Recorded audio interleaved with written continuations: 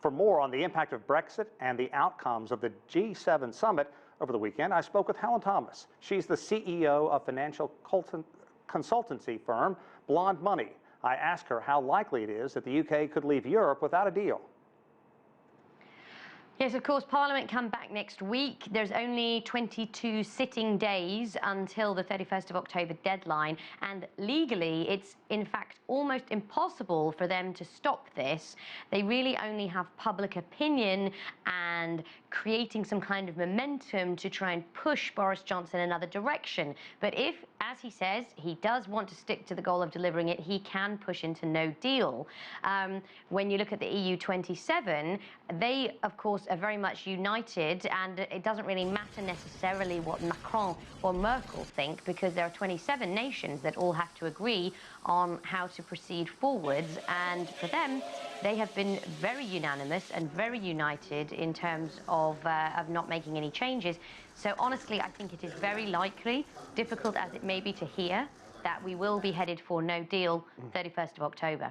Let's bring in a well-known wild card in all this, Donald Trump. He, of course, has promised a big trade deal for the UK. How cautious does the UK need to be moving forward with a possible deal with the United States?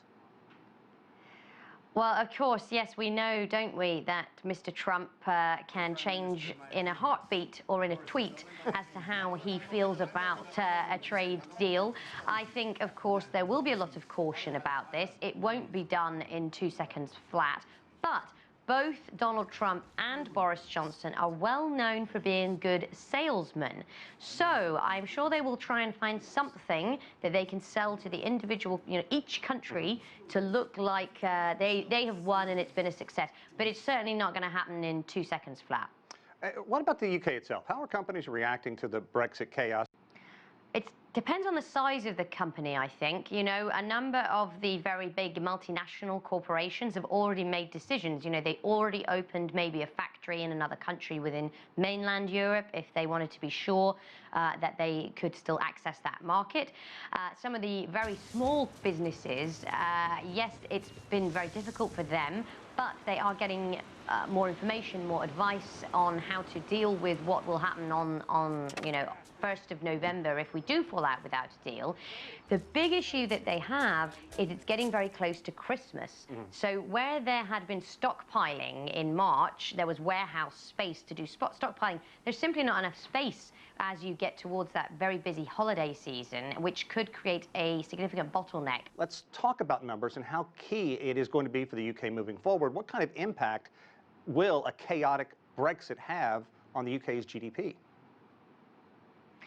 There, of course, have been various estimates from the official Treasury forecasts of several percent of GDP, like 4, 5, 6% of GDP could be knocked off due to a chaotic departure.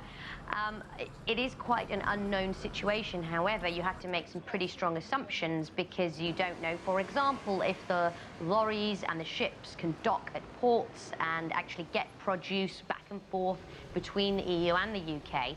What I would say is that even on the most optimistic assessment, it is clearly going to impact the UK economy if we leave without a deal.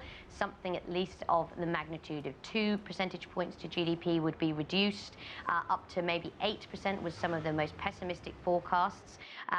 But of course depends on, as I say, how quickly the EU might respond, because it also does impact their economy. By a smaller magnitude, we're talking about maybe 1/3 as much as it might hit the UK economy. So, but it does, of course, vary by country. Ireland, as you might imagine, would have a much bigger hit. If indeed there's a recession in the United States, if China's export-import numbers don't improve globally, what do you see if Brexit is indeed chaotic? I mean, this is like a perfect storm. It does appear, unfortunately, that we are headed into that perfect storm. As you say, there is a significant slowdown. I look at the manufacturing numbers. There's the JP Morgan Global Manufacturing PMI Index, which is worth looking at. And that is at multi-year lows and is very much driven by a decline in intermediate good production, which is clearly a trade war issue. I would certainly say that the next 6 to 12 months is very rocky for the global economy, but policymakers do have some tools they can reach for. Tax cuts in the US and the UK. There's also talk of tax cuts and extra public spending. China, I'm sure there is some stimulus that could happen. So some of the worst effect could be potentially mitigated by that response. I would expect to see that from central banks and governments in the year ahead.